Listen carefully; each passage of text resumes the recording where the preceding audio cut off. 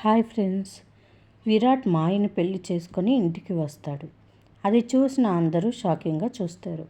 పాపం అందరూ షాక్లో ఉన్నారు. విరాట్, నువ్వే అందరికీ అర్థమయ్యేలా చెప్పాలి అంటుంది మాయ. ఇక విరాట్ జగదీశ్వరి దగ్గరికి వచ్చి, అమ్మ మాయ నేను పెళ్లి చేసుకున్నాము అని చెప్తాడు. ఇంకా రఘురామ్ విరాట్ దగ్గరికి వచ్చి, రేయ్ పెళ్లి చేసుకోవడం ఏంటిరా అంటాడు. విరాట్ రఘురామ్కి చెప్పబోతూ ఉంటే, నేను చెప్తాను విరాట్ అంటుంది మాయ. అంకుల్, నేను మీ ఇంటి వారసుని నా కడుపులో మోస్తున్నాను. ఒకప్పుడు ఇది నలుగురు మధ్య రహస్యం, తర్వాత నాలుగు గోడల మధ్య రహస్యమైంది. ఇప్పుడు బయటికి కూడా పాకింది. అంటే నేను విరాట్ బిడ్డని మోస్తున్నానని ప్రపంచానికి తెలిసింది. కాబట్టి నా ఫ్యూచర్కి సంబంధించిన సమస్యగా మారింది. దానికి పరిష్కారమే ఈ పెళ్ళి అని మాయ తన తాళిని చూపిస్తూ చెప్తుంది.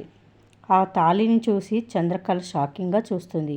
ఈ మాయ ఈ ఇంట్లో ఉండడానికి నేను ఒప్పుకోను, బయటికి తరిమేయండి ఈ మాయని అంటుంది జగదీశ్వరి.